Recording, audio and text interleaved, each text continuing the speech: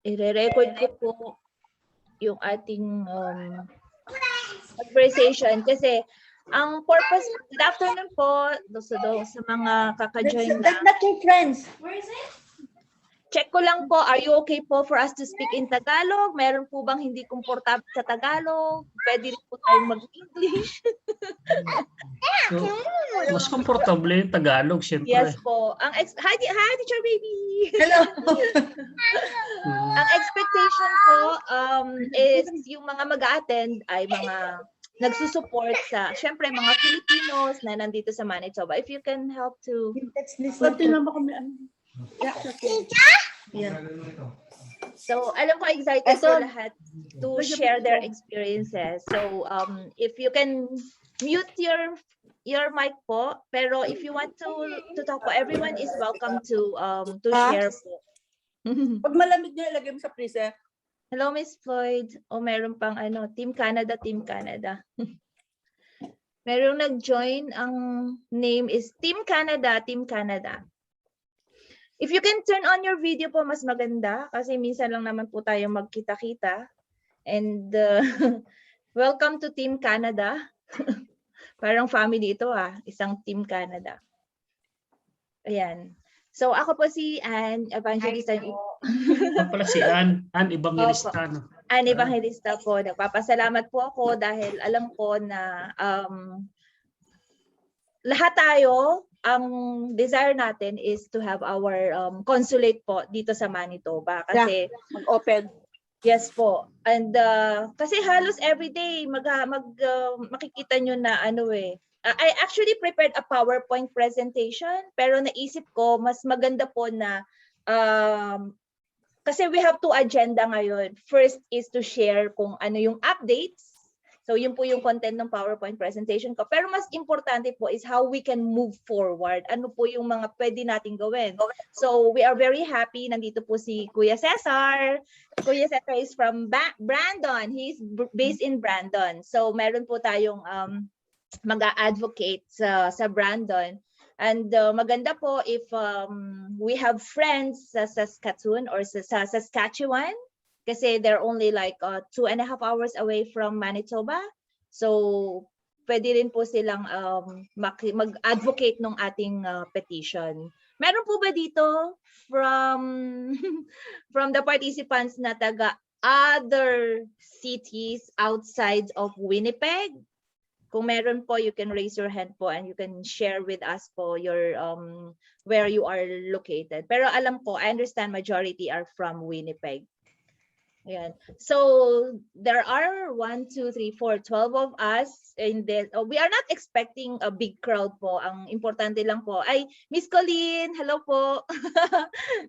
So yan po ay mga member ng task force. Kung gusto niyo pong sumali sa task force, we have a chat room po na napapag-usapan po yung mga daily, hopefully in the future going forward magkakaroon na tayo ng daily updates. Pero if you sign the petition, I'm sure that you also get updates through your email po. Ano po? Oh, yeah. Oh. Yeah.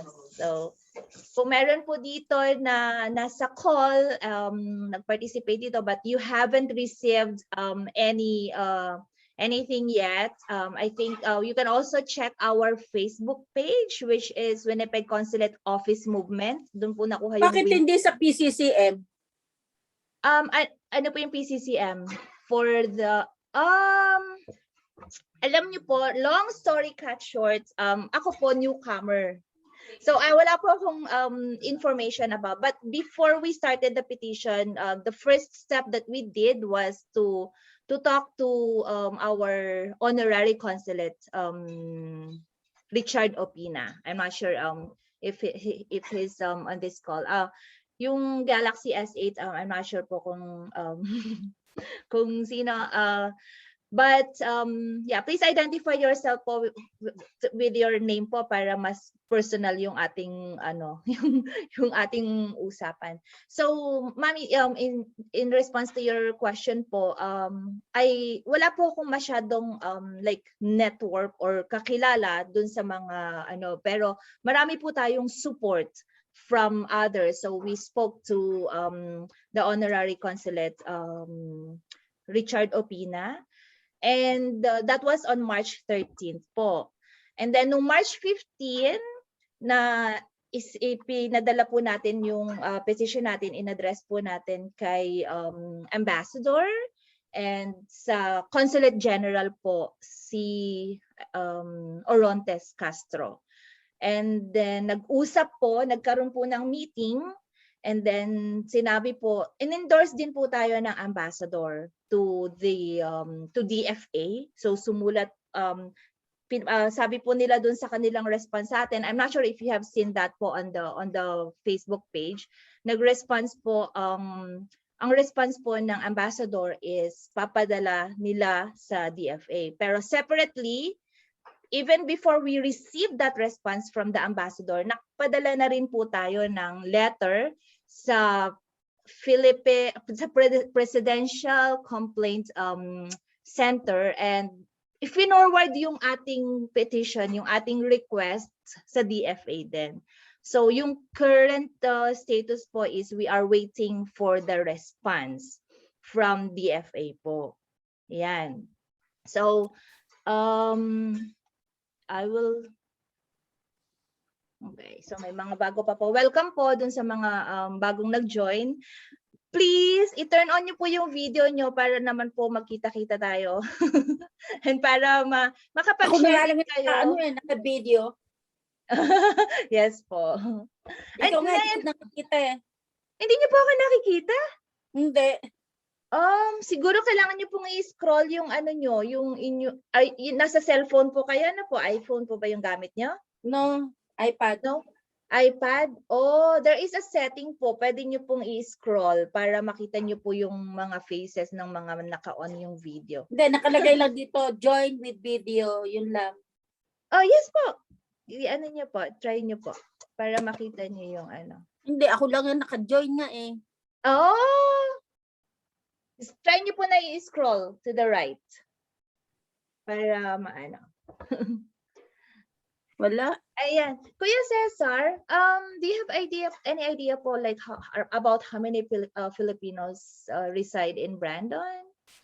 Ay, wala akong ideya eh. Kasi ilang taon pa kami. Hindi ko friend yung president ng Filipino Brandon community eh. Pero magme-message ako sa kanya kung wala talaga yung Pilipino rito sa Brandon. I think siguro Yes, mga nasa 1,000 plus or almost 2,000. Sino nag-organize niyan? Kasi dati taga Nipawa ako. Oh. So okay. lumipat lang kami rito sa Brandon. Opo. So in Nipawa, napakarami talagang Pilipino. Libo na Pilipino ron. Right. Yun nga po, when I wrote the petition po, through the help of the task force po, ang talaga, nakalagay po talaga doon, we indicated 90,000 Filipinos in Manitoba. Pero nung nagkaroon po ng meeting, it was mentioned by Ms. Malaya na 100,000 pala. So there was a meeting about franchising, about businesses in Manitoba. And so we amended, we changed the figure po. So instead of 90,000, yung palang mga Pilipino dito sa Manitoba, 100,000 na. 100,000. Na-share ko yung petition. Right. So napakarami natin Pilipino rito sa Manitoba. Pagka nag-check ako ng email ko, yes, bakit nasa 1,800 pa lang yung nag-ano ng petition? Sabi ko, lahat naman tayo makikinabang rito pag nagkaroon rito sa Winnipeg. Opo, tama. Hindi, ang sinasabi ko, meron sarili tayong building sa PCCM. Bakit hindi doon ganapin? Para lahat ng Pilipino nandoon. Tama, tama po yan. Ang marami po kasi mga hearsays, may mga nagsasabi po, tungkol nga po, meron na pong dati, noong 2016 po na tinanggal. So ako po personally, and honest to goodness, wala po akong alam about the history. I don't even know kung bakit po tinanggal or bakit nawala yung ating ano. Pero and then I don't know anyone po from PCCM. Wala po talaga. So kaya po talagang I need a lot of help from advocates katulad ninyo, Teacher Baby, si Miss Colleen, yung mga kasama sa task force. Thank you kay Miss Floyd, and hopefully yung lahat po na nandito, I know that everyone has something to bring into the table na makaka-help po. Kasi talaga yung hindi kaya ng powers ng isang grupo lang. So kailangan talaga, like si Kuya Cesar, is really a very good initiative kasi nasa Brandon siya.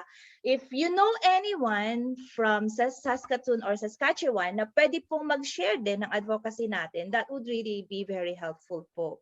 So tama po yung sinasabi niya, 100,000. Pero bakit yung nagsasign sa petition, 1,800 lang? So there's a lot of things. Yes, Teacher Baby. Maybe because some of them are citizen already. Yes. So parang they don't need the consulate kasi nga citizen na sila. So kahit Pilipino sila dito, pero ang kinukuha nila dahil citizen na, hindi na nila kailangan mag-petition. Right. So that's a very good point po. But I heard a lot. So merong ano. Yeah, so I have heard a lot. Kahit yung mga citizens po, they are also looking forward to yung pag mag-a-apply sila ng dual citizenship, right? It will be better if we have an embassy here. Or if we have a consulate. Kaya lang sila nag-apply ng dual citizenship like us. Opo. Canadian Yes, citizen. Wa nga na gusto lang umuwi. Yun nga po, opo. For the purpose of going home lang sa Pilipinas. So Pero why not we offer to the Filipino citizen also here, Teacher Ann? So parang as part of the Filipino community para mas madami yung petition natin, mas powerful. Oh, you mean ano natin? Kasi yung open natin sila for petition also. Parang mag-sign up lang, parang ganun to gain more numbers of petitioners. Actually, yun nga yung isang concern. We really don't have any control kung sino yung magano. Pero ang nakalagay, of course, for the integrity of our petition, nakalagay natin doon, if you are based in Manitoba, right? Because we are looking for a consulate office dito po sa Manitoba. But to be honest, wala naman tayong control sa mga magsasign doon, right? So it's really their discretion, you know, if they will sign.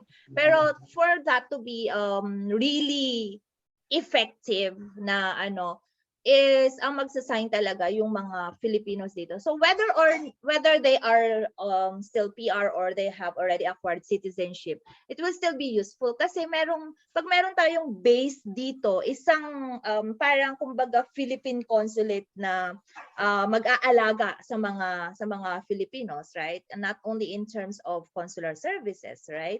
So malaking bagay talaga pagka meron tayo. Kasi dapat kasi lahat ng mga offices ng mga Pilipino, restaurant, lahat kayo meron dong petition para mag-sign up lahat sila. Yun nga po. Mga travel agencies, bibigyan sila ng isang ano na para sa petition. Lahat ng travel agencies dito sa Winnipeg, restaurants, bigyan din sila. Para yun mismo ang mag-encourage para sila yung mag-sign up. Pero yung sabihin mo na ganito lang, palagay ko walang magsa-sign up.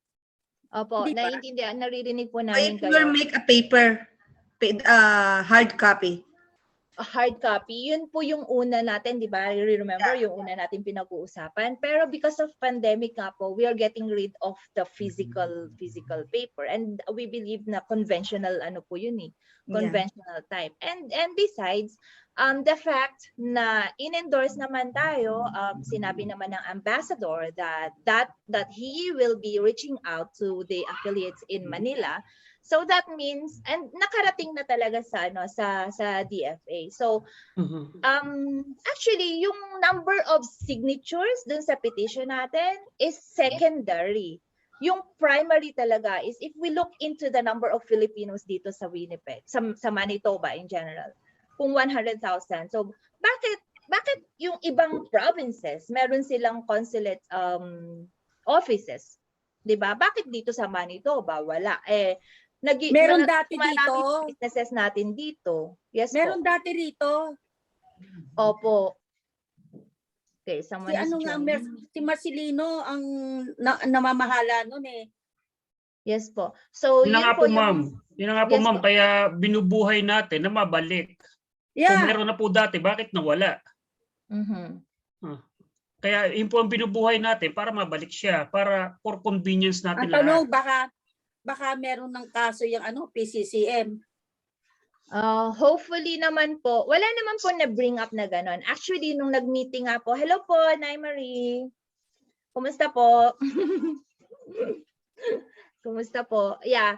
So we are talking about what's going on po dun sa ating petition, and yun nga, as I mentioned earlier po, yung current status ngayon, nag-iintay po tayo ng sagot from DFA, and hopefully na pag sumagot sila, we are actually requesting, we understand talaga na hindi ito super urgent, hindi siya talaga very pressing kasi because of pandemic, pero sinabi rin naman natin na wag naman sana nilang gamitin yung pandemic bilang excuse para hindi umusod yung pag-aasikaso dun sa request natin, kasi ang dami na talagang mga Filipinos na expired na yung passport, and marami pa mga consular concerns like pagkukuha ng SPA, ng NBI clearance, and all those stuff na, and yung travel restriction, hindi naman, and I don't know kung na-try nyo na po na mag-book online,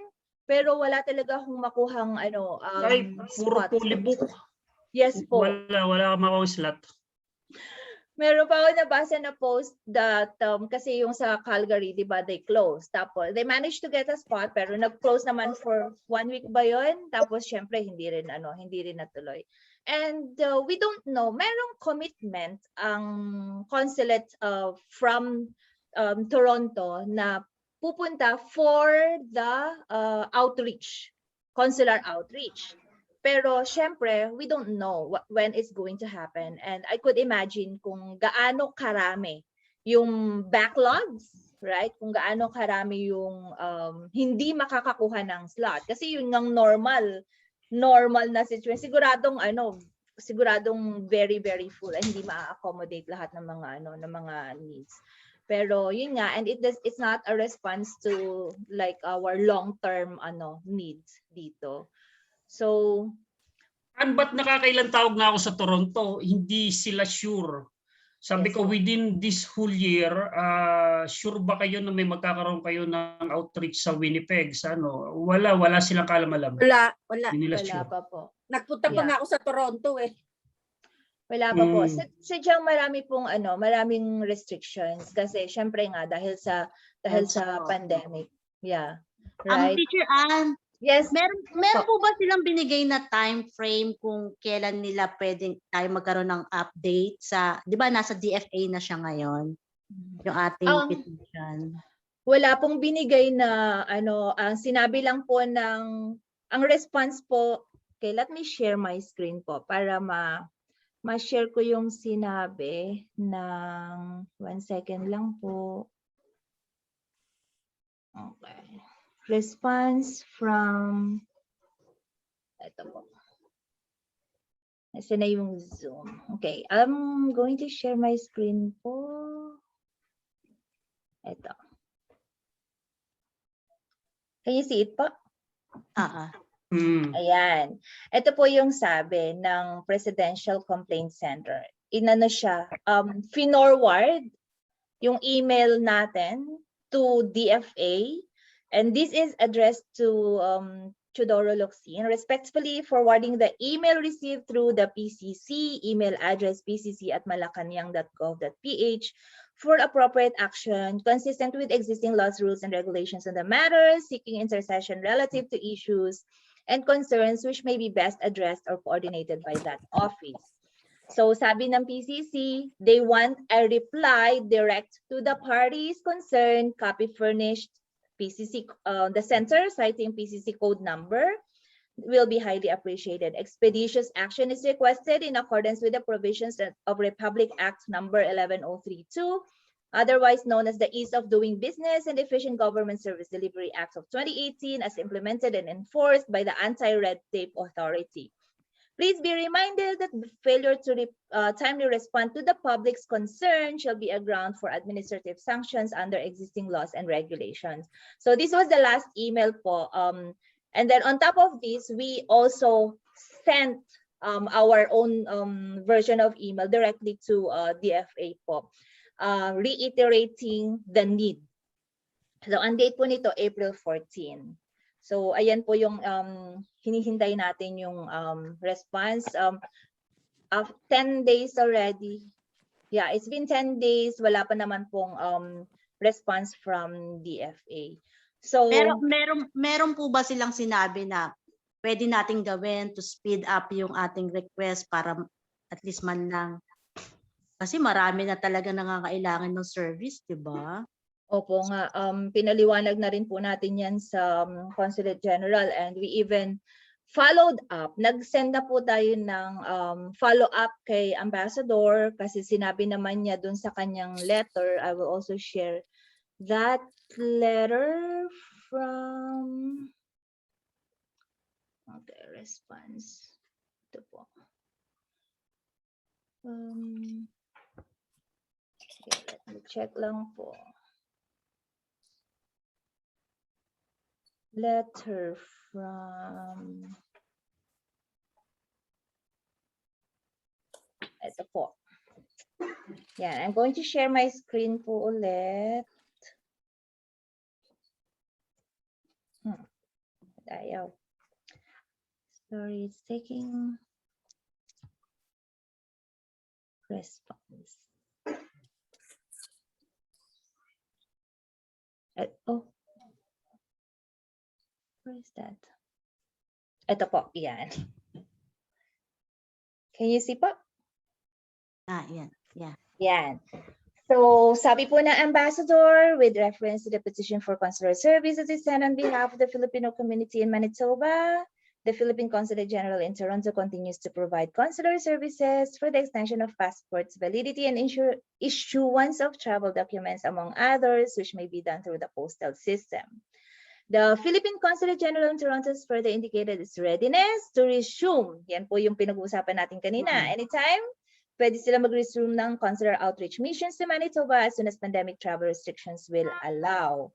And then, yun nga, regrettably, the deployment of the consular outreach teams from Philippine diplomatic or consular missions in Canada needs to take into consideration COVID-related public health restrictions po. And then sa third paragraph, sabi niya, I am, however, pleased to inform you that this embassy can likewise receive and process applications for passport extensions and issuance of travel documents from our compatriots in Manitoba should they prefer to send their applications to us through the postal system. So yan po yung good news. And I think not so many people know, not so many people are aware na pwede po tayong mag-mail in ng ating application. Yes po. Yeah, dito kasi tinry ko yan, no, nag-search ako diyan, nagpunta ako sa nila, sa site nila. Yes, regarding lang sa extension kasi yun lang yung parang pinakamalapit. Ako kasi ang concern ko is yung mag-expire na yung passport namin mag-asawa. So at least extension, no, habang waiting tayo. Pero nakita ko naman dun sa site na it's no longer longer. Oo, they're not doing that anymore daw since I think 20 hindi this year, last year pa hindi na nila inaano yung service na yan. So how come, tapos kaya nga nung nabasa, di ba sinare mo rin to, nabasa ko, sabi ko ba't gano'n sinabi dito na pwede na extension pero sa website nila hindi na pala nila yung ginagawa. So kaya ginawa ko na lang, ayun, nag-apply ako sa booking. Nakakuha ako 2022 next year, January. Oh my goodness! January, Saan po yan? Miss Colleen, saan niyo po nakuha yung booking niyo? Dito ba gaganapin o sa Calgary? Sa Toronto. So you will have to fly pa papuntang Toronto. Oh my God. Ko na rin, ginrab na rin namin para lang at least merong Pero actually, it's not fair. It's really not fair for us. Like, we don't know nga kung ano mangyayari sa 2022 eh. Like, we don't know if safe na ba mag-travel. Kasi kami dito talagang expired na last year pa. Dapat last year kami ng pagpunta nila. Kaso 'di ba nung nag-close na, nag-lockdown na lang tayo ng March 20, 'di ba? Yeah. 2019 po talaga, like July 2019, that was the last outreach daw po. Outreach. Yeah. Mararating pa lang namin nandito. Oh, wow! Kayo pala yung mas newcomer pa sa amin. So, ayun po. And then, to continue po, yung fourth paragraph, sinabi naman ng ambassador, as regards the petition's recommendation to open a career Philippine Consulate General in the province of Manitoba, rest assured. Okay, so we have that assurance that I will convey this sentiment to appropriate authorities in Manila for their consideration. Opo. So, pagkatapos naman yan, we also sent a follow-up letter this was dated April 13th. So, share ko po sa inyo. Okay. Stop share, and then I will share the may response din po tayo.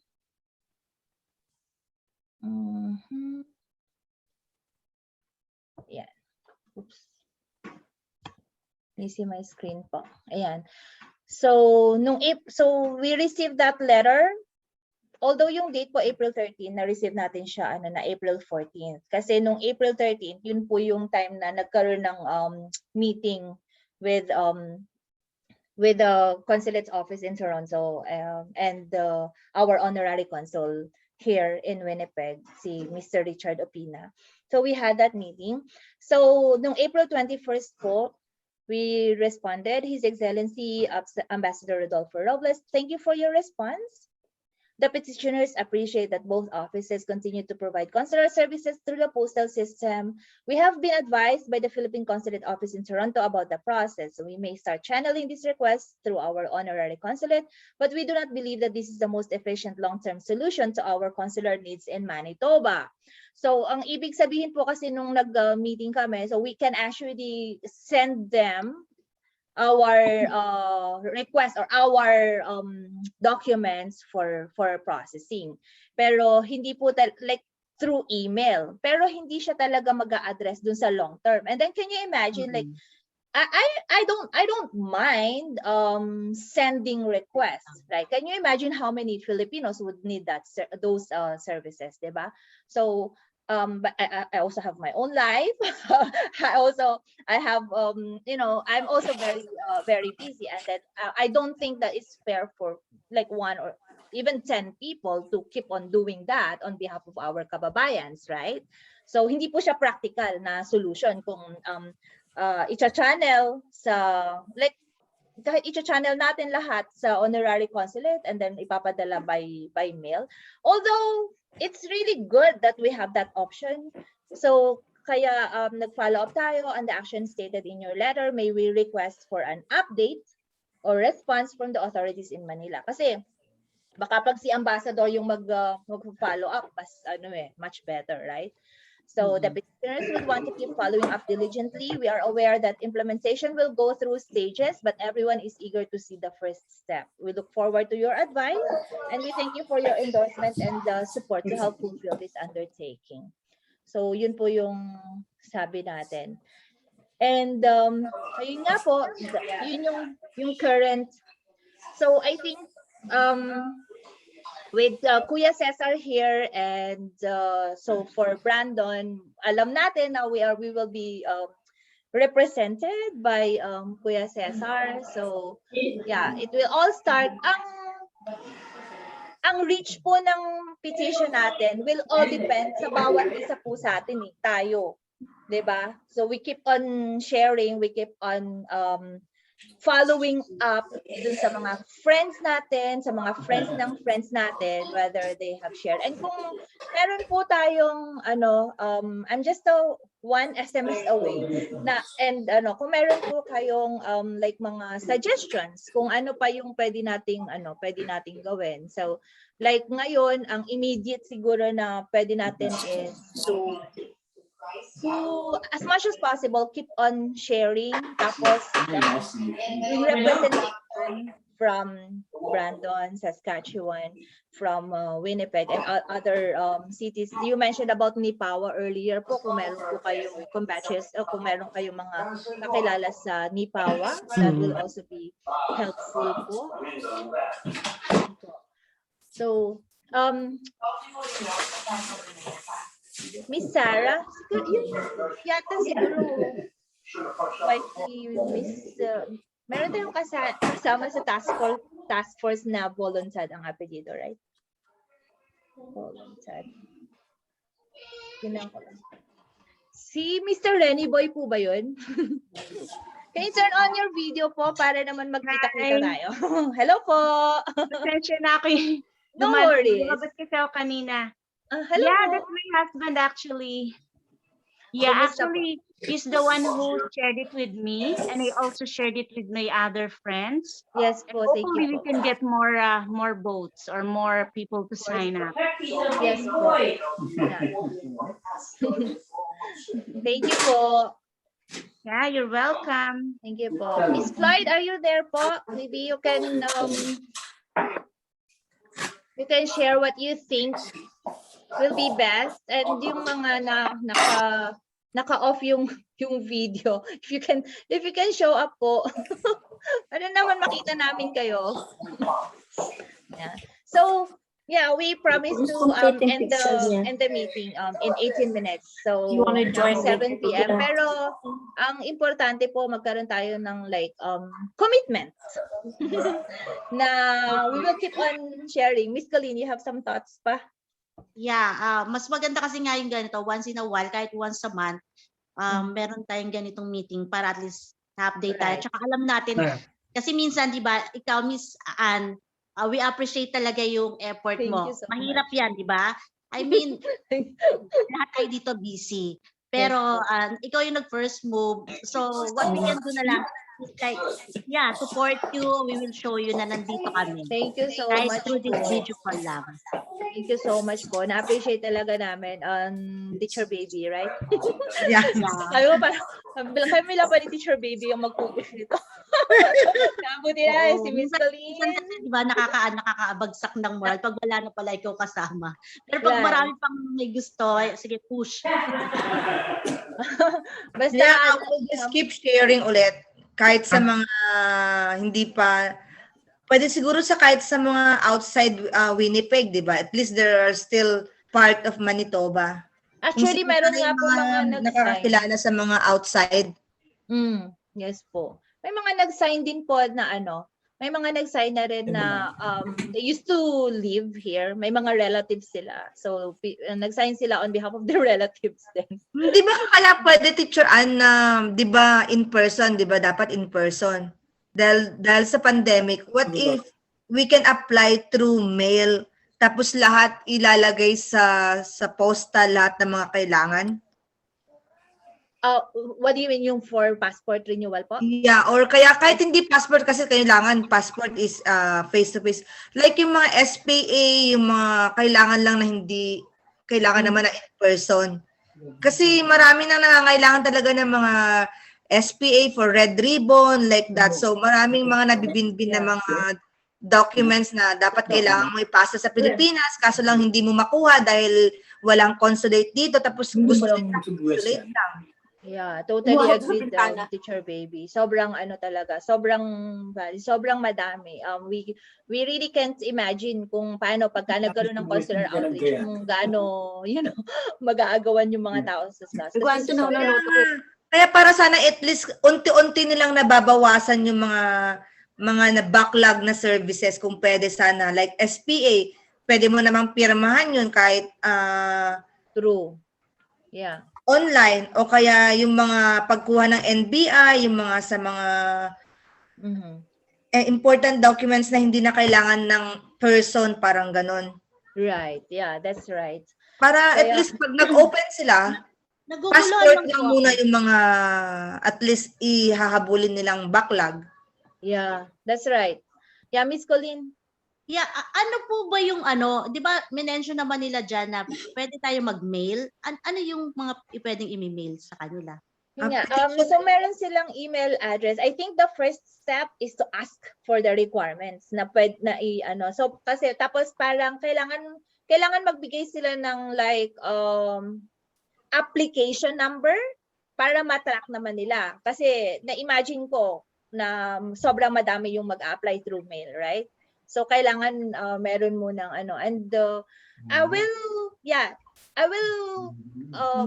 call the Actually, Philippine tumawag Consulate ako dyan eh. General. Tumawag ako. Tumawag muna ako dito yung nasa Winnipeg. Binigyan niya ako ng number para dun sa Toronto. Tapos, voicemail. Voicemail. Sabi, yeah, so when we had a meeting, I was advised, i-email ko lang daw kung sino yung mga Pilipino. So pag kasi nag-open ako, nagtanong ako, siguro I would have a good list of 1,000 thousands Filipinos na nangangailangan ng passport and all the other stuff, right? So parang I can't even imagine kung paano yung workload na yon, right? And then ang isa ko pang concern is yung privacy, right? I would want every single person to be able to send them a request directly. Oh, yeah. Yun right? dapat. And not channel through me. Because I am okay to do that, pero yung concern ko is yung like privacy. I wouldn't want people to just entrust yung mga privacy. Tapos pag may nangyari dun sa application na yun, so sinong mabiblame, right? Or so it's not that I don't want to take responsibility, pero it's very, very complicated that way. So for those of you who really need to renew a passport, ang suggestion ko, write and then let them know that you are part of the task force. You're part of the task force. Yeah, and then I mentioned that we are allowed to apply through mail. You can mention my name. Kasi ayoko rin naman ng lahat ng application is macha-channel through me. I don't want that. Kasi like yung lahat ng mga personal information ninyo will go through me. I'm not comfortable doing that. Excuse me, through my experience. Yes po, tita. Through my experience, last November, kailangan may ticket na kami pero wala kaming passport. Hindi kami dual. Opo. Ang ginawa ko lang, nag-online kami, tumawag ako ng 9 o'clock in the morning kasi yun ang open nila. Yes po. Sumagot naman, after noon, huwag ka nang tatawag dahil puro Puro voice message. Pero bago ka, follow up na yun ang follow up. Pero mag-print ka, galing sa Philippine Consulate. Ipiprint mo lahat ang mga forms. Tapos, pag na-print mo na lahat ang mga kailangan nila, pupunta ka sa post office, bibigyan ka ng number, na talaga magiging safe ang lahat ng mga forms mo. Doon ka magbabayad sa post office, pati yung para sa consulate. Babayaran mo siya. Pagdating mo doon, parang registered babayaran mail, mo naman yung passport mo. Yun lang, wala na. Opo. Okay, ano po yun? Extension ng passport or renew, talaga? Ano kami, kasi Canadian citizen di ba? Yes po. Hindi, magdudual kami. Opo. Yun yung kailangan document ko na yun ang para another sa Philippine passport para sa dual. Kaya nagdual muna kami bago kami binigyan ng Philippine passport. Also, iba yung case niya sa case na sa iba, Teacher Ann, na some are expired already talaga for renewal. Yes. Pareho rin yun. Pag kukuha ka ng passport, mag-fill up ka rin ng form, tapos magbabayad ka sa kanila. Kaya tama lang na magkaroon ng consulate dito. Yes po. Yeah. Actually, ang mahal nga pagka yung... Opo. Para sa passport, nag-fill up talaga kami. Opo. Right. So, what I will do, i-ask ko pala sa Vice Consul, nakausap ko nung when we had a meeting, kung ano yung process. Tapos, I will send the Teacher Baby and Sis Colleen, and yung for the others na nandito na interested din na malaman, just message us through the WINCOM, the Winnipeg Consulate Office Movement, and isi-send din namin sa inyo kung ano yung process.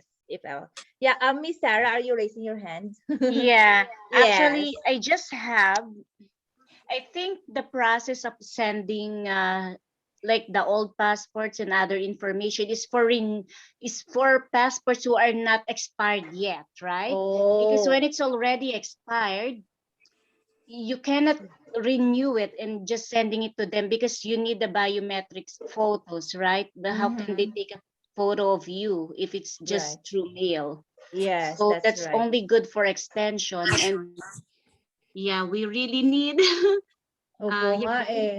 we really need someone to be here.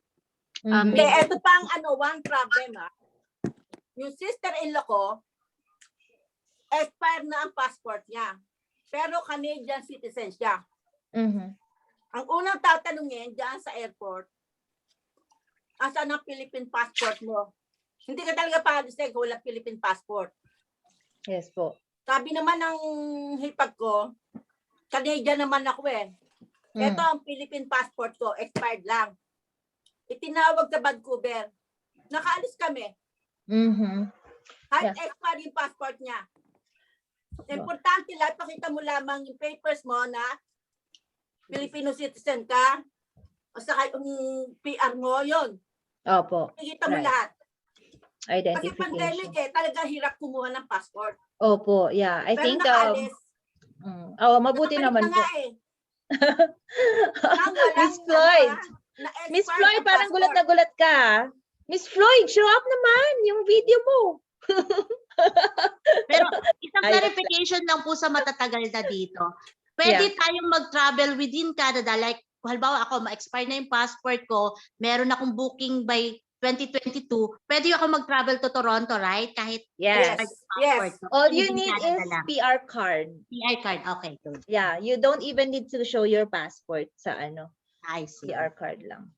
Yeah. Or I mean, even if pag tinanong you can pero PR card lang talaga yung Because okay, so meron pang humahabol. We only have 8 minutes left. Pero ang payo ko lang, itong pandemic na ito, wag muna umuwi. Yes po naman. naman. Ang gastos ng pabalik kaysa yung ticket mo. Ang laki. Ang ticket namin, nakuha ng 1,300. Misa, taga-Brandon rin yan. Pina-join ko.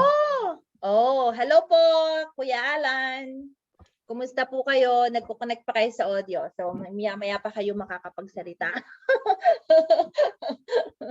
Yan, connected na. Good evening po. Anong oras sa Brandon? Same time din? Same. Okay. Kasi 3 hours away lang. Hello po. Kumusta po? Hello po. Good afternoon. Good evening po. Good evening po. Ayan. Okay. Buti naman nakahabol kayo. So we're ending in 7 minutes unless you want to extend. I know, I value your time. Sobrang salamat po. Kasi alam ko everyone is so busy. Whether you are a homemaker or talagang kahit pandemic na stay at home lang. Napansin nyo, sobrang bilis din ng oras. Talagang everyone is very, very busy. Kaya sabi ko, we don't need a big crowd of 1,000 attendees. Yung few members na talagang merong commitment to continue sharing and supporting our petition hanggang marinig po tayo, hanggang makakuha tayo ng result. Right? You are also from Brandon po, Kuya Alan? Opo. The same with the brother Cesar. Brother Cesar. Okay. So yan, salamat po dahil nakasupport kayo. And ngayon, sana makapag-message po kayo sa akin sa Facebook so that we can keep in touch with each other and then continue sharing po yung ating petition. Kasi we are on our 5th week pero more than 1,800 na po. Have you seen the petition po online? So dumaan po yata siya sa Facebook page. Kung di ako nagkakamali about dun sa magkaroon ng dito ng embassy sa Winnipeg. Actually, parang dumaan yata siya sa kung di ako nagkakamali sa Omni News. Yes po, sa Omni News. Ako nagkakamali. Yun yata po yun. Vaccine na lang. Thank you for reminding me po. Thank you for reminding me. If there's anyone here po, actually, naghahanap po ng, ang media po, naghahanap po ang media ng mai-interview. So, please, kung ang tagal ko na nagtatanong so far, pwede po, if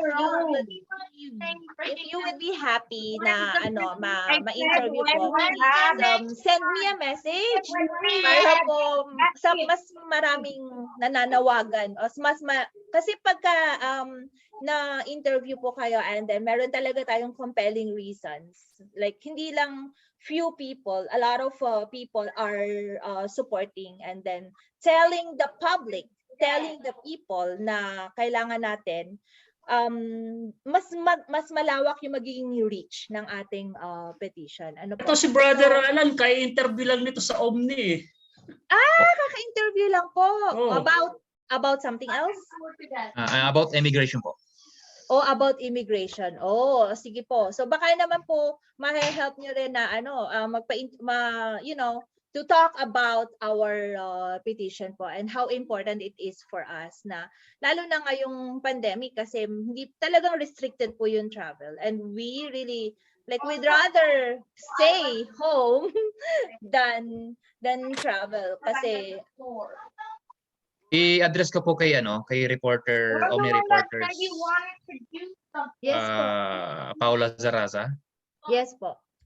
Kung wala pang nakapag-cover noon. Pero katulad po ng nabanggit ko kanina, parang sa Omni News rin po yan nata narinig kasi yung petition na yon is marami din po kasing nagre-request ng mga Pilipino dahil yung percentage ng mga Filipino community dito sa Manitoba, especially sa Winnipeg, is nangailangan din po ng attention in terms of Philippine concern, Philippine government concern. Yes po. At isa na po, ma-share ko na rin po yung aking experience that last month lang po, nung ako po ay mag-process ng aking ng affidavit of consent and affidavit of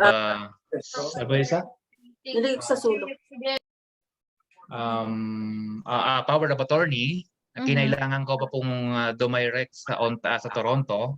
Yes po. Ang sabi po sa akin sa Ottawa, bakit daw po ako sa kanila nag-direct? Dapat daw po sa Toronto. So yung pong ganong masyadong katulad ko po hindi ko po alam kung saan ba talaga dapat kasi nasa Manitoba po tayo. Ngayon po, kung halimbawa pong meron talaga tayo dito specifically sa Manitoba, sa Winnipeg po, yung lahat ng concern natin mga Filipino citizen is dito na lang po siguro dapat i-address sa Winnipeg, which is napakalaki naman po ng community ng Pilipino. Yes po. Yeah. Tapos po, yung patungkol po sa Manitoba, patungkol po sa passport extension ko nung last month lang din po, dumaan pa po ako sa Member of Parliament namin dito sa Brandon and Souris para lang po ma-address yung concern ko. Kasi during that time, less than 6 months na lang po expiration ng aking passport. Kaya po, na-address po yung concern na yon through MP para lang po ma-renew. Kasi nga po, pag lumabas tayo ng Manitoba, meron tayong 14 days quarantine. Yes po. Makaka-apekto po malaki lalo sa atin sa trabaho. Right. Kaya tamang-tama po. Kaya nagkaroon po ako ng interest nung binanggit po sa akin ni Brother Cesar na meron niya pong ganitong Zoom meeting. Kaya po malaking bagay po ito para po ma-share ko rin yung aking concern. Sympathy na rin po sa nilalapit po ninyo, yung binubuo po ninyo. Yeah, thank you so much po. So please remember po na tayo po ito. Like although ako po yung nag-draft nung letter and I feel naman po na hindi lang naman like marami. Like yun nga, as it speaks up, like we already have 1,800, close to 1,830 signatures, and I know it will keep coming. More and more people will be aware po. So sana po yung lahat ng nandito ngayon, let's own it. take accountability, and let's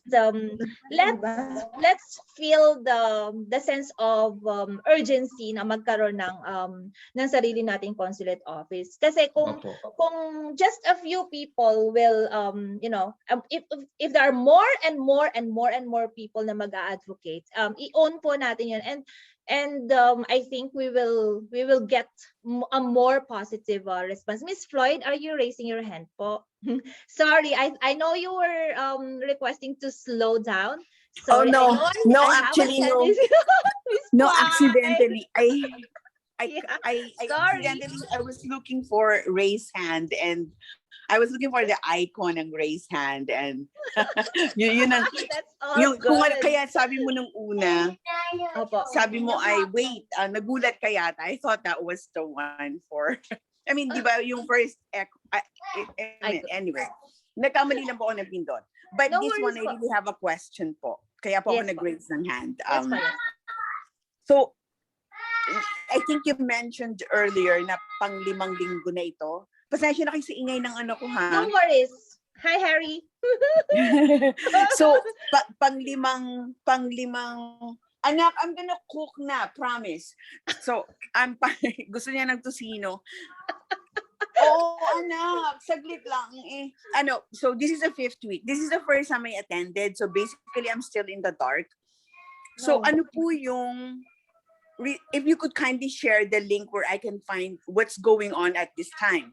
Okay. Kasi habang nakikinig po ako, nawawala rin po ako. Kasi when I decided to join, I said, okay, may petition. So ang goal ay may petition. So Yes, umaasa, yung parang I was expecting during the conversation na ano yung mga pamamaraan or mga steps para sa petition ang pag-uusapan.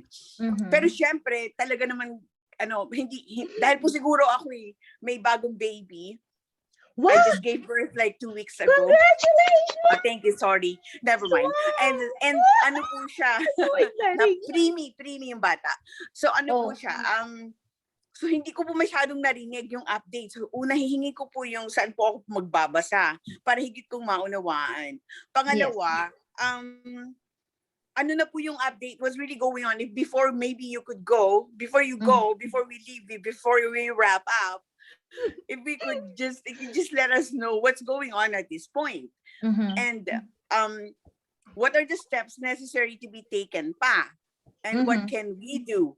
And then basically, usually, di ba, kapag may petition, like I think you mentioned there's a task force. Yes, a task force or something.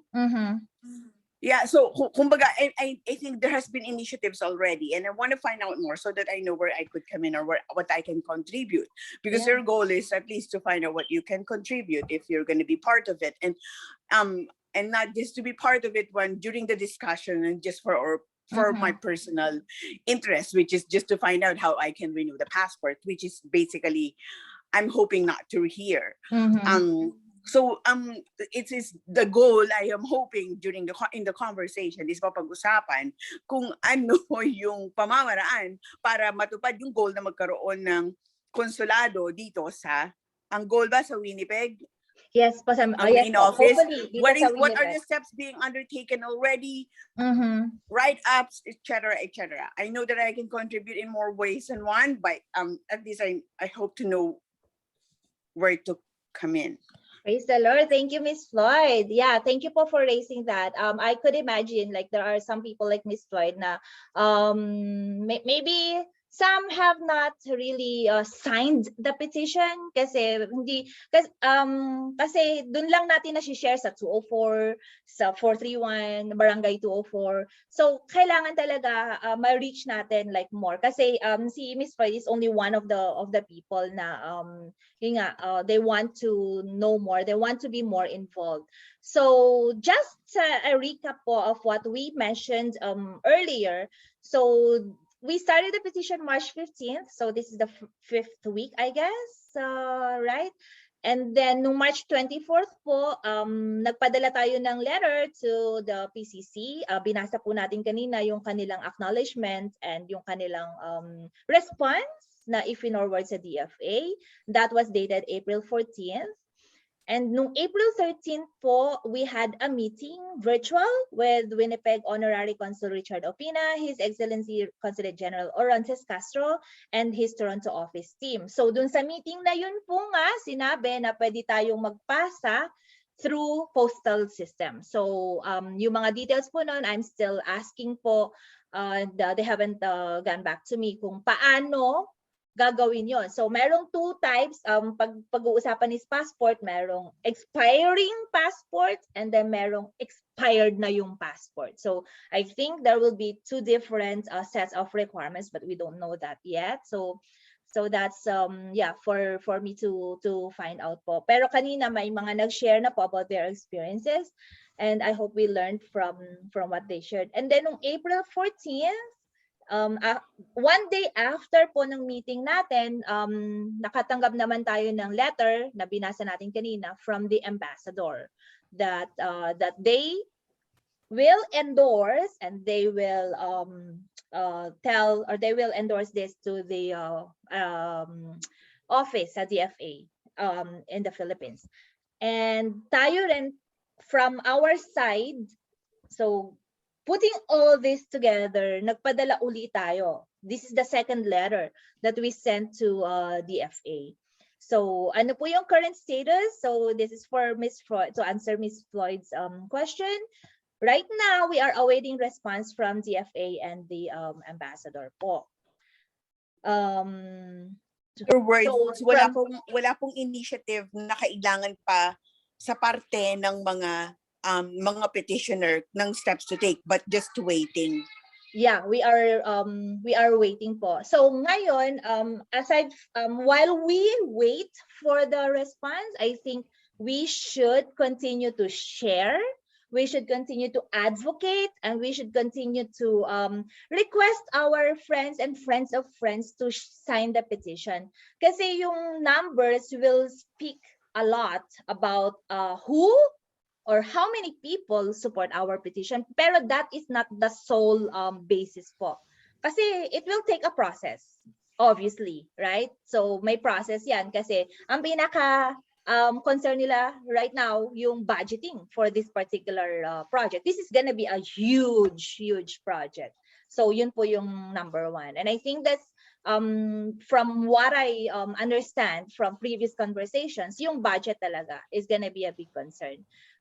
But hopefully, hindi nila gamitin yung pandemic as an excuse, or hindi nila, yeah, so dapat nga itong pandemic ang mag-push kasi merong mga restrictions, right? So dapat, kung meron tayong in-house dito, meron tayong local consulate office natin, we don't need to travel. So yun po talaga yung pinaka ano.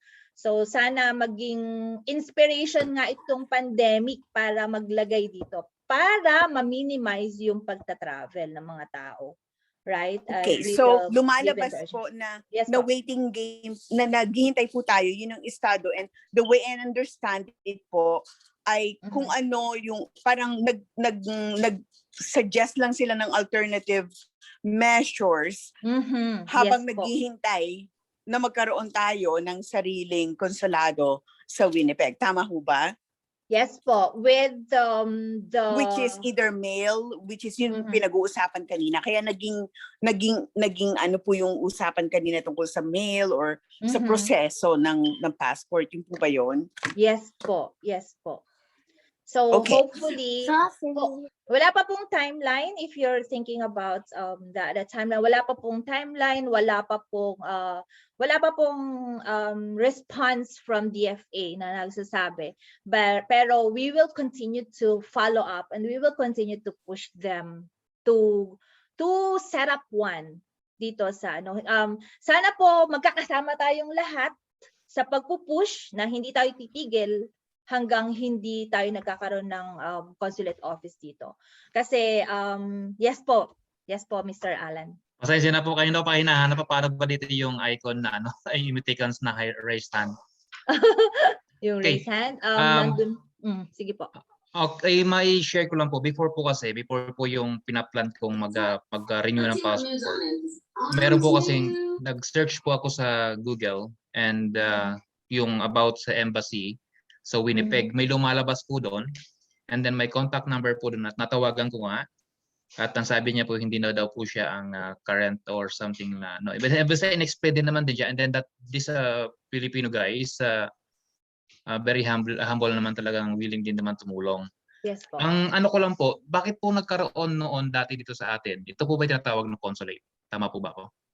Honorary consulate po. Honorary So, consulate. yeah. Kaya Okay. tinawag siyang honorary consulate. I came to know na nagsiserve siya walang bayad. Right? I see. And that's our topic of conversation nga po. We requested the Consulate General, why don't we have like a paid staff? One or two staff, like for a start, 'di ba? Kasi isipin niyo yung workload na yon tapos walang bayad. So and I know that our honorary consulate Richard Opina is very ready and he is so equipped, right? Na mag-perform kasi he's been there. He's been an honorary consulate for like how many years already. So, ayun po. And then, aside from that, meron pang mga staff na kailangan. They mentioned about the, hello po. Yes po. At the same time po, yung logistic po kasi right. Isa yun sigurado. Pero yun nga po, yung sabi nyo kanina is pinag-uusapan pa yung process. Yes. Yung process pa po, opo, tama po yun. Yes, yun nga po yung mga concern na banggit nyo rin po kasi kanina tungkol po doon sa yung pandemic. Mas lalo ngayong kailangan. Dahil hindi man tayo makalabas within the perimeter of Manitoba. Yun po yung dapat nilang ding aksyonan sa concern nila sa mga taong nasa mga provinces na hindi rin makalabas. Yes. Para at least at the same time din po, babawasan yung kanilang backlog. Yes po. So meron po akong isang request. So for those of you who are here, like sorry pala, we passed our 7 o'clock mark. I respect your time. So feel free po if you need to drop off. But I'm hoping na some of you will stay because we will continue with the discussion po.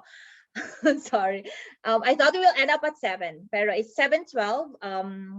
But then again, I respect your time po if you need to drop off. Pero before I forget, yung one more thing that we can do, dun po sa petition, there is a space there where we can write our reasons for signing the petition. So maganda po sana, okay lang po na mahaba yun if you have a compelling reason, like because babasahin nila yun eh. Those reasons will justify our stand, our request. So kung pagdami po ng mga reasons doon, kasi konti lang po yung mga nag-indicate. Siguro they don't know what to put there. Pero yung personal, personal experiences, like how you shared Mr. Alan earlier and si Mami Apollonia and then the rest of you who shared earlier, just write down the reasons po para mabasa. Kasi yung petition po natin is visible to the ambassador, it's visible to the DFA. We addressed that to Teddy Locsin, if that's the correct name. And then we also addressed to the Philippine Consulate General. So they are aware. And we even put down Duterte there through the email address of the Philippine Presidential Complaint Center. So they are copied in that particular po. So pag may update po, they also get the update. So ang request ko po sa ating lahat, let's put down the reason for signing and let's continue to share po. And then kapag mag-share po tayo, let's also request our friends and the friends of friends na isulat yung kanilang reasons dun sa petition, and that will make our claim more solid and more even stronger, para meron silang mababasa doon na that they will have that realization that the Filipinos are really very very very persistent.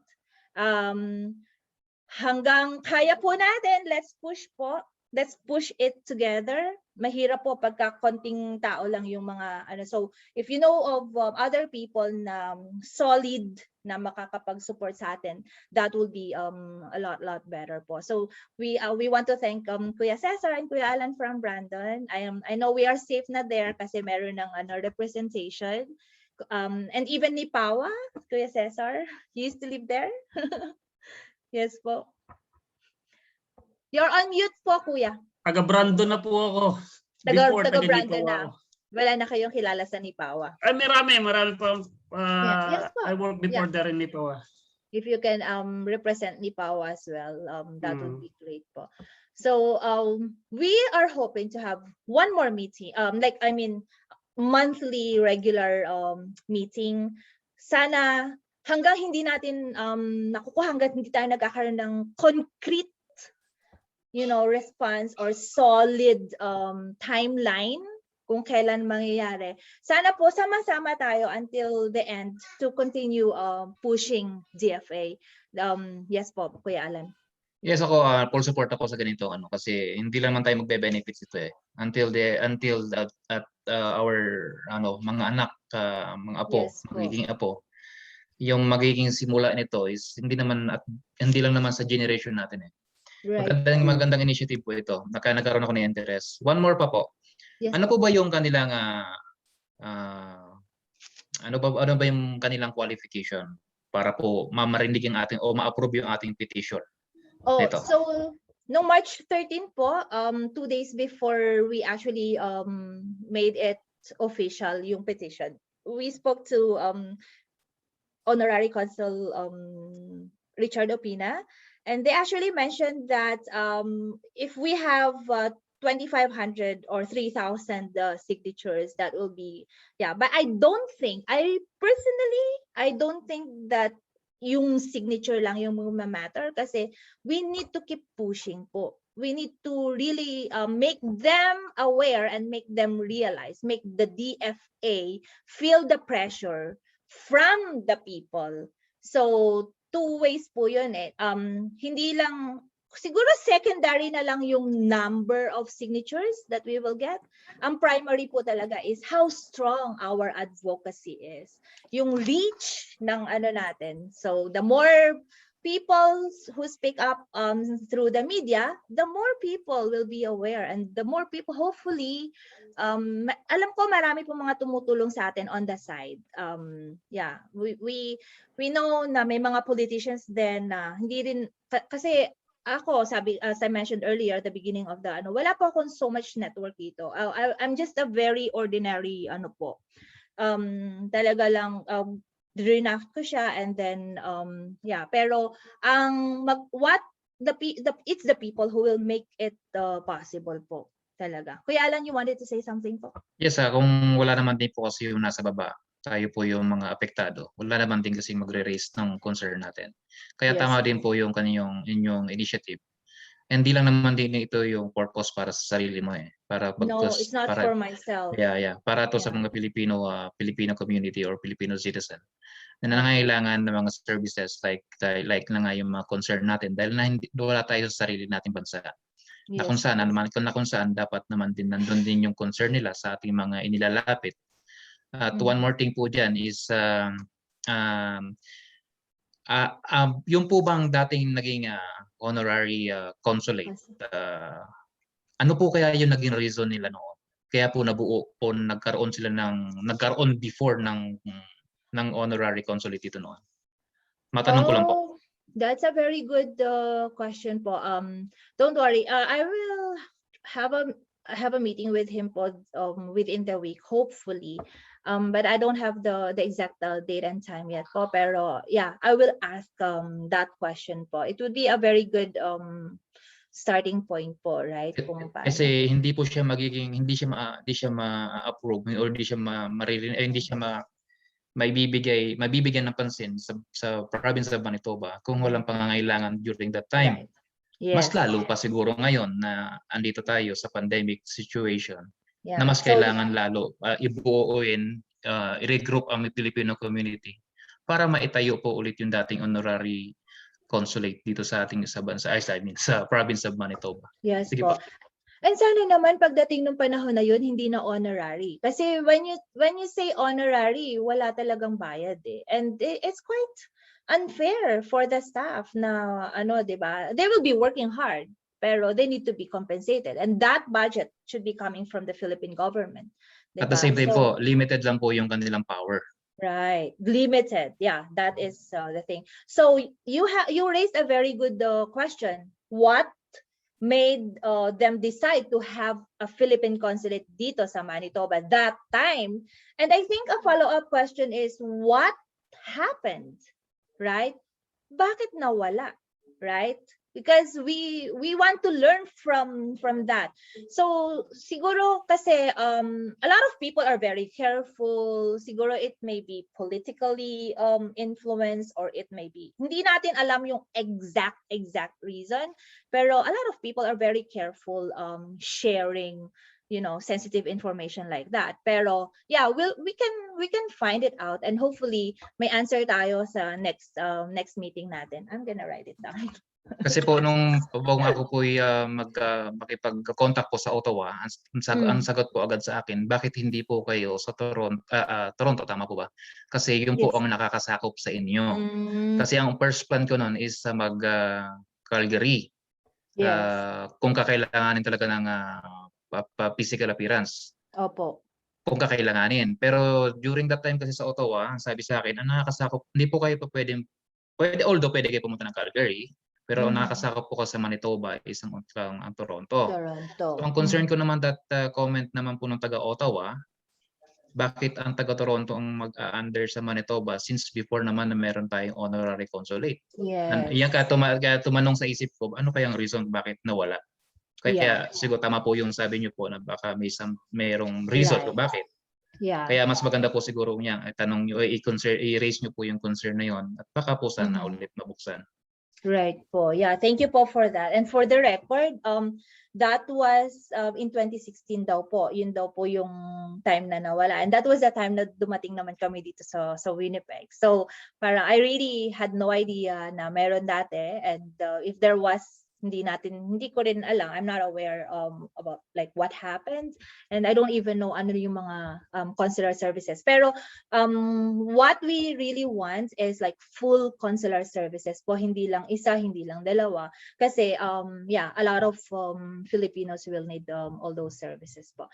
I'm conscious of time. It's 7:22 p.m. Before we wrap up po, we'd like to thank all the others behind their videos, behind the cameras. And si Kuya Oscar po, thank you po for being with us. I know you are busy, but yeah, you took the time. Si Kuya Oscar po is from the UP Alumni Association. Outside. Hello po! Nagwa-walking outside. Yeah, that's very good. Thank you for the inspiration na you are, yeah, for your health. So sana po lahat tayo, let's keep ourselves healthy, not only physically, mentally, emotionally. And yeah, si Kuya Oscar po is from the UP Alumni Association of Manitoba. Meron po ba ditong from UP din, based in Manitoba? You can join us. You can join our organization, yung mga graduates ng UP. Ayan. So, yeah, it's 7:23. Meron pa po bang like mga questions? So, we are Kaya you want to say something po?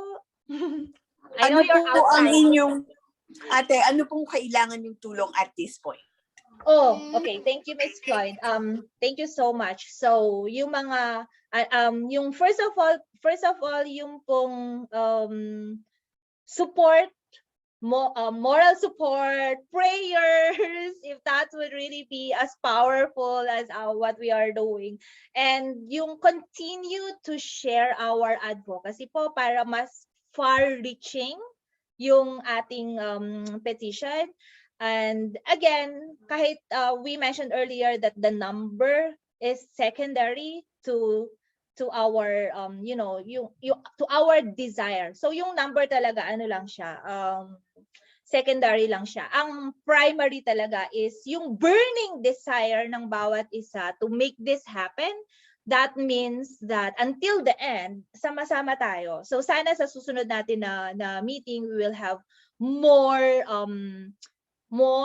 tangible things na nagawa natin. Like for example, sa Brandon, they took care of Brandon. A lot of people from Brandon heard the petition, and then sa Winnipeg din na nakapagpa-interview kayo, for example.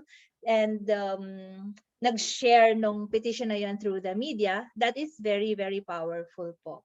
And ayun nga, aside from that, ano pa po ba dapat natin nagawin? Yeah, let's continue to communicate with each other po. Meron po tayong Winnipeg Consulate Office Movement Facebook page. Yeah, let us continue to communicate po. If you message that page po, ako po yung magre-reply doon. And then if you're okay po to join the task force, kasi the more people in the task force, the stronger, the more powerful we will be. More minds working together, mas ano po yun. So Miss Floyd, if you're interested, si Kuya Cesar, Kuya Alan, if any one of you po, si Teacher Baby, she's already part of the task force, and I think si Miss Colleen ano na nag-drop off na. Ayun po, did that answer your question po, Miss Floyd? Opo. Yeah, definitely. Yeah. And I suppose malinaw naman po siguro doon sa page kung ano yung function ng task force, no? I mean, I've never, yeah, I mean, yes, really. Siguro sa susunod po kung may pagkakataon na if we could draw out some steps to take ng mga actions that we should take. Kasi as of now, nasa waiting, ano pa lang tayo, no tangible actions aside from you've done a great job, and everyone else in Brandon and everywhere else in initiating the initiatives for the petition and inviting to media. But then what are the steps we need to take to drum up more the advocacy pa para higit pang maging maingay and mas and all that. So maybe in our next meeting, we could maybe we could hear that way. We know where to come in. Yes po. It's also possible pala, Kuya Alan. So we will make all the letters visible dun sa Facebook page po natin, and makikita nyo rin po dun yung mga email addresses. So if you can take a look at that po, and there is no harm like sending more correspondence po sa DFA para makulitan sila sa atin. if that would if that would help sa pag-follow up ng ating case. But yeah, really ang inspiration po nating lahat is magkakasama tayo.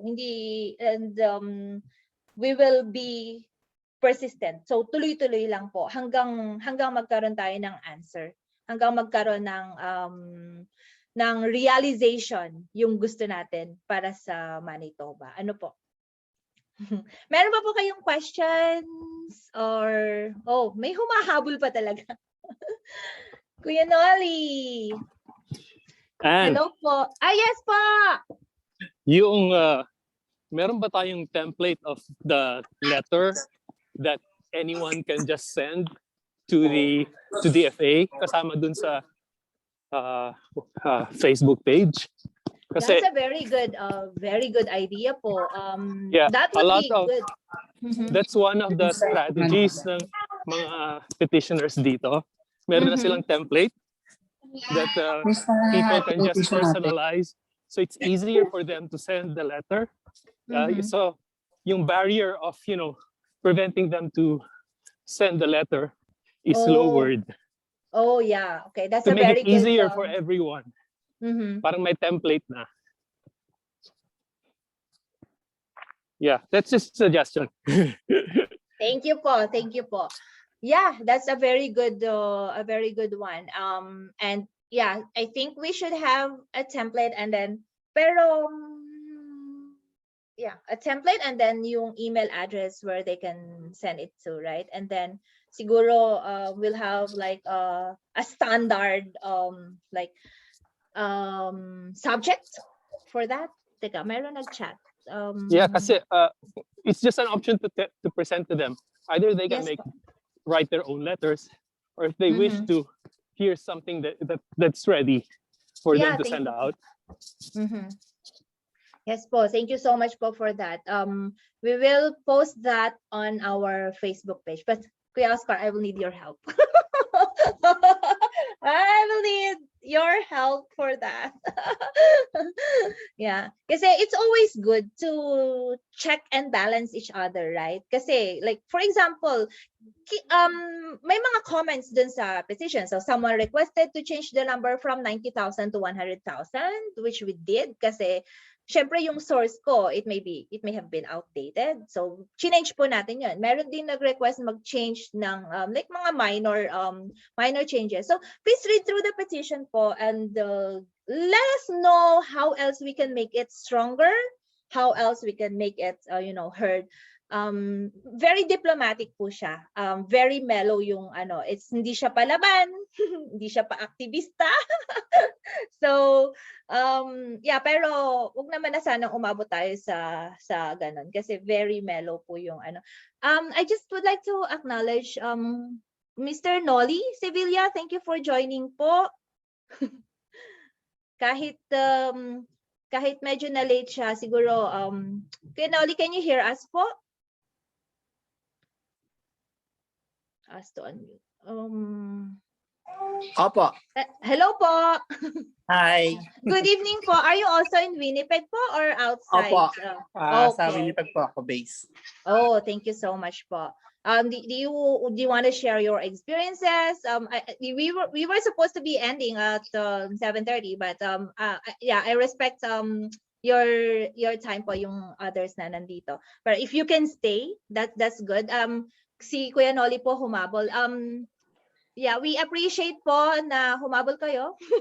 Opo. Yes Thank po. you. Do you have experiences that you'd like to share with us? Or nakapag-sign na po ba kayo sa petition? Opo. Yun nga lang po, yun nga kaya din po ako willing na magkaroon ng base dito sa atin kasi isa sa mga reason is yun nga, yung difficulty na pupunta ka pa sa Toronto or Calgary for the sake of to process, which is it take yung natin, 'di ba, yung cost, 'di ba, yung para lang yung time, 'di ba, isa pa yon. Unlike kung meron na dito, it will save time and money for all of us. Yes, although kasi ako isang gusto ko din is for myself is yung although citizen na ako, gusto ko nga magkaroon ng dual citizenship. Yes po. Yeah, so that's the response din ko dun sa kanina kasi merong nag-raise isang concern. Siguro kaya konti lang yung mga nagsasign sa petition natin so far. We have 1,826. Kasi mostly, hindi natin alam yung exact count kung ilan dun sa 100,000 Filipinos ay mga citizen na. Pero like Kuya Nolly, he is already a citizen but he'd like to apply for dual citizenship. So technically, like everyone would benefit. So yung mga gustong mag-apply for dual citizenship, they will benefit pagka nagkaroon tayo ng consulate office dito. We also want to acknowledge Kuya Barry Aquino. Thank you for joining po. Talagang humabol. Salamat po. We value your time. Alam namin like lahat kayo busy.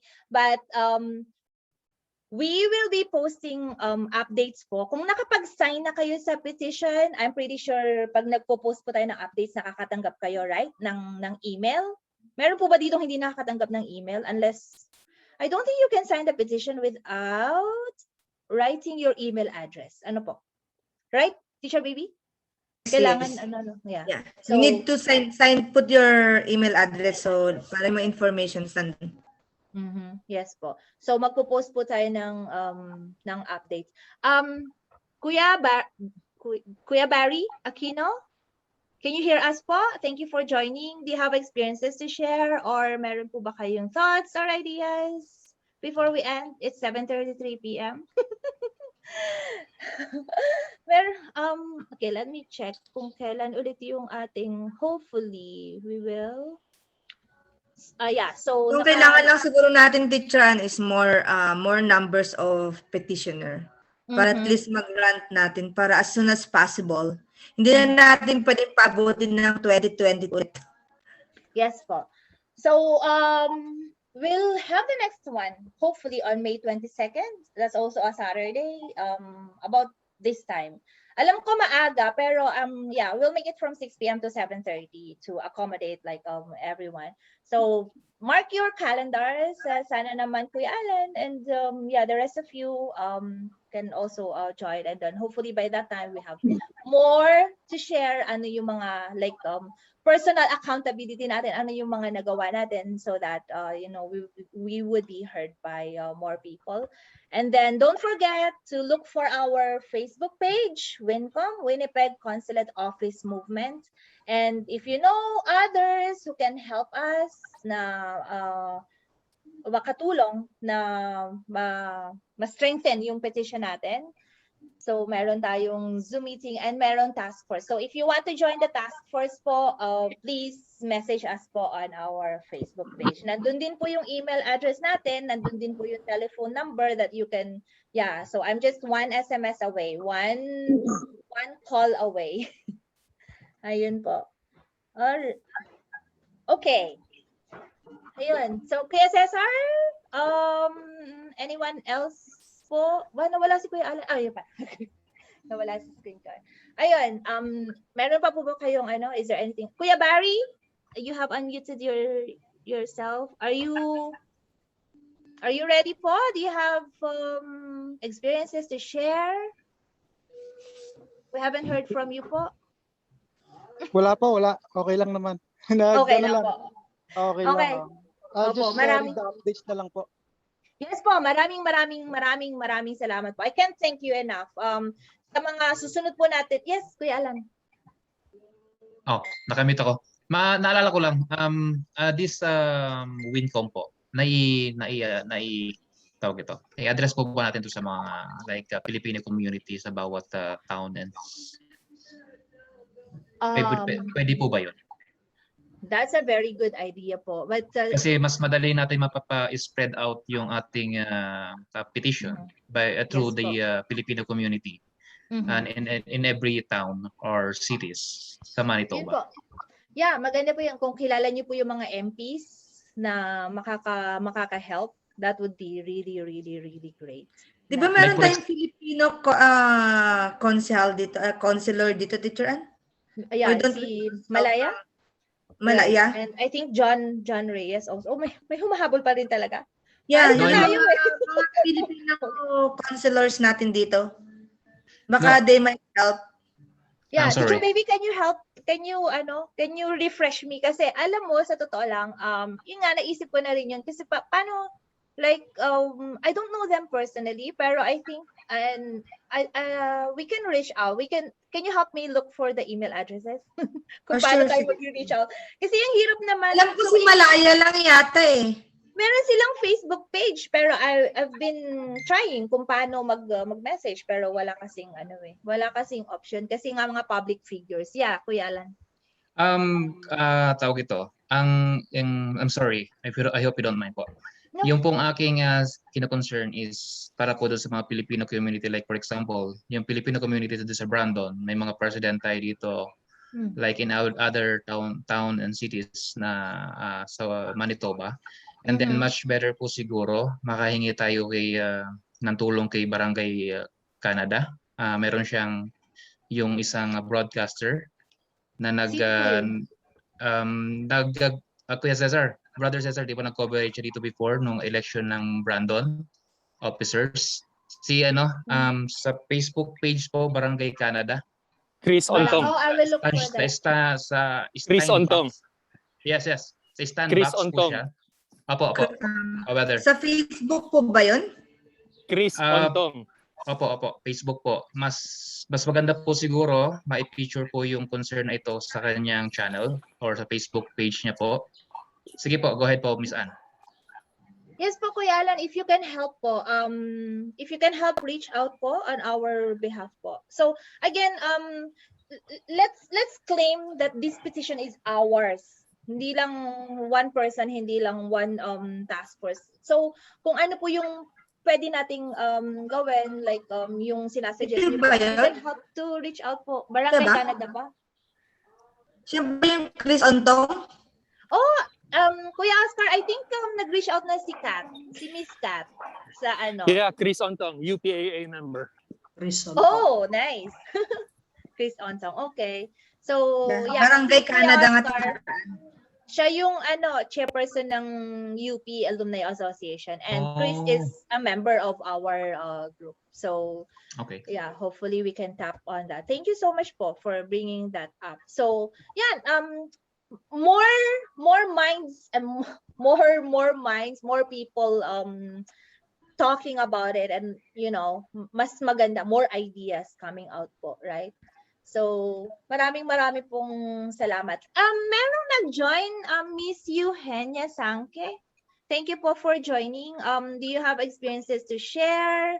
And we thank you po for taking your time. I know it's late already, pero you decided to like dial in and join us po. You're welcome to share po your experiences if you have any. Miss Eugenia Sanke. Hello po. Good evening po. Yes, good evening. Kumusta po? Okay naman. Yeah. Maraming salamat po for taking the time to join us po. Do you have experiences to share po? None yet. None yet? Opo. So what just want to know yung galaga ko po. That's okay po. I'd like to yung magbuwan lang kami ng aking passport, mag-renew. Yes po. Yes, kaya lang it's impossible. Expired na po ba yung passport nyo? Mag-expire siya ng December. In December. Opo. Yeah. So if you can message us po dun sa maybe we can help you po. If you can message us dun sa Facebook page, which is Winnipeg Consulate Office Movement. WINCOM. Okay. Hanapin nyo lang po yung WINCOM. Lalabas na po yun kasi sobrang habang Pakiulit. WINCOM. WINCOM? Opo. Kung magme-message po kayo doon, we can reach out po sa Philippine Consulate General, and we will ask the process po. Hopefully we'll get an update within this week po. Kuya Oscar, do you have a question po?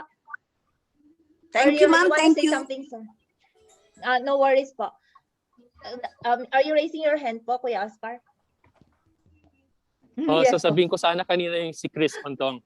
Chris Ontong. Okay. Pero nabanggit na. Okay, salamat po. Ayun.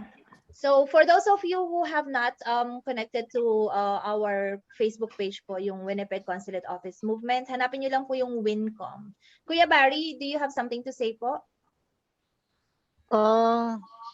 Hindi ko alam, na-late ako Okay. Siguro, maaaring na-discuss nyo na, pero si Kevin Lamuro ba, meron siyang may tutulong? Sana nga po maka-reach out tayo. Hindi pa po ako nakakalapit kasi okay. Hindi ko pa po alam kung pwede po ba 'yun kasi 'di ba I don't know. I think he should be able to at least help us share the po. Pero right now po for those of you who just joined po, yung current status po natin ngayon, naghihintay po tayo ng response from the DFA. So sana po from there magkaroon tayo ng direction kung ano ba yung balak nila, ano ba yung timeline that we're looking at, and yeah. So sabi ko nga po kanina, hindi naman talaga to super urgent concern kasi nga because of pandemic, pero if we look at the other side, talagang dapat hindi nila gamitin yung pandemic, dapat maging inspiration yung pandemic to push it kasi nga may restrictions, right? Yeah, dapat talaga kasi may mga emergencies tayo na pwedeng mangyari na kailangan natin ng di ba? Meron tayo dito sa Winnipeg. Ang dami na nga pong tumawag ng mga emergency, kaya tapos hindi makauwi, hindi. Pero sana naman po magkaroon na ng response within this week, hopefully. And lilinawin din po natin sa Philippine Consulate sa Toronto kung ano yung mga requirements, kung talagang po pwede yung sa through postal system. So sana, and then I will give you an update po. Ano po? So yeah, yes, yung nabanggit ko nga si Kevin, baka sakaling may tulong kasi Siyempre, politician, baka may connection, di ba? Tama So, po, tama. di ba every Saturday ba siya sa McDonald's, di ba? Parang at least, ako lang kung sino po pwedeng pumunta doon, magtanong. Apo. I can try po kung alam niyo rin po yung mga other MPs like kung meron po kayong alam na pwedeng lumapit sa kay Miss Malaya, sinasabi ni Teacher Baby kanina, and so we'll all work together po. Ayan, it's 7:45 p.m. Sobrang bilis ng oras. Nag-start tayo ng 6. Sobrang bilis ng oras. And I appreciate your time po talaga.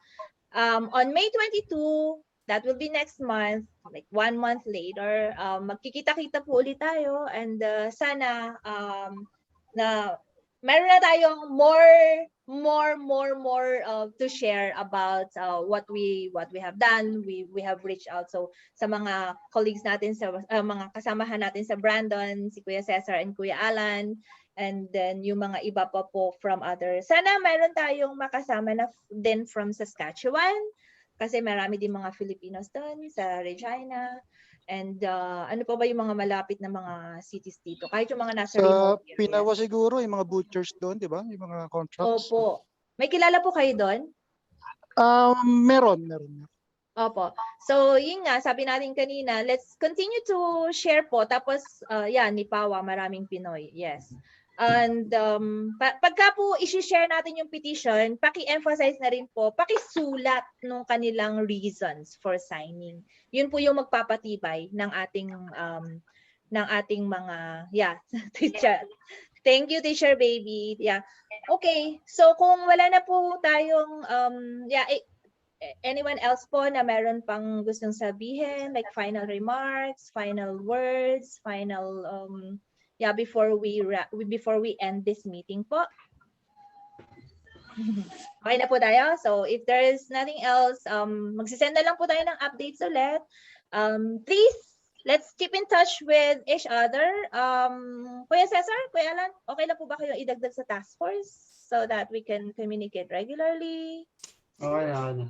Sa Facebook page po. Opo. Pero mag-message muna po kayo sa akin kasi I might have difficulty looking for your for your names on Facebook. Yeah. And so if there's anyone else, si Kuya Nolly, Barry, and Miss Eugenia po. So whoever po wants to keep updated, mag-message lang po kayo sa Facebook, and we will add you up as part of the task force para ma-update din natin ang bawat isa kung sino na yung na-reach out, para hindi tayo doble-doble rin ng work. Ano po? Okay? Meron ba pong sasabihin? Kung wala na po, yes po. So in case na may makita kami o ma-reach out na like MPs, can we use the WINCOM as we, ganon? Yes po. Okay. Okay As on behalf ganon ng WINCOM, as inquiry para sa kanila, pwede yun, no? Yes po. Okay, so yung reach out lang po kayo dun sa Facebook page and give us an update. Okay, so the rest of you can drop off po. May bagong join, may dalawa pa. Ano ba to? 7:48 na, but I accepted 2 more. I respect your time. I respect everyone's 7:48. Ngayon lang na-join si Miss Maria Luby and Miss Cheryl. So feel free po. Hello po. Good evening po.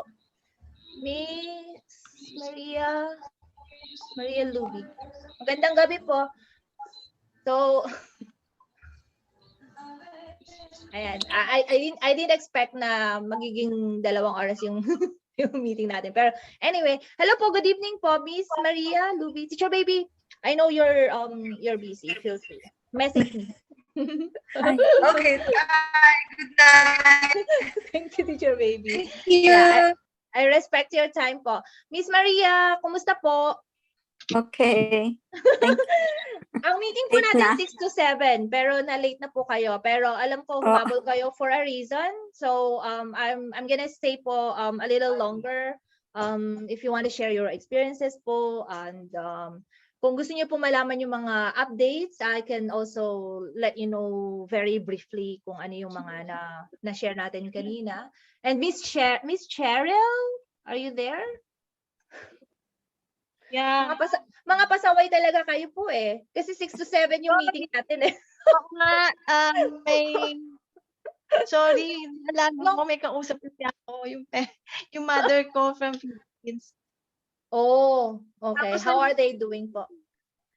Oo, okay lang naman.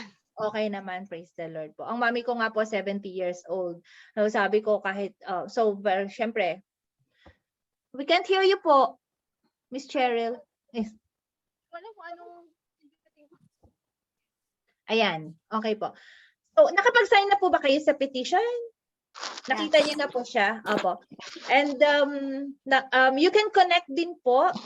By the way, my name is Anne Evangelista po. So yung pong lahat ng mga nandito ngayon, mga kasamahan din po natin yan sa pagpupush, sinusuportahan po yung ating petition na magkaroon ng consulate office dito na mag-o-offer ng full consular services. Hindi lang 1 or 2 services. Like we are hoping to have full services. And yung current status po, we are waiting for an update from DFA.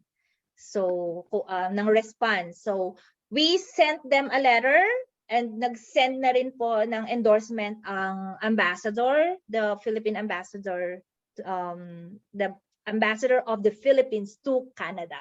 So, that's Ambassador Robles po. So, it's very good to know that we are being supported. Even hopefully the Philippine Consulate General will also back us up sa petition na to.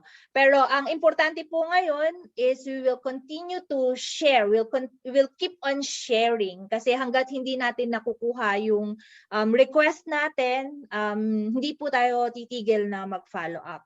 And syempre, hindi po siya magiging possible kung 10 tao lang or 20 tao lang. Kailangan talaga we'll have to be more far-reaching, makapag-reach pa tayo ng more and more and more po.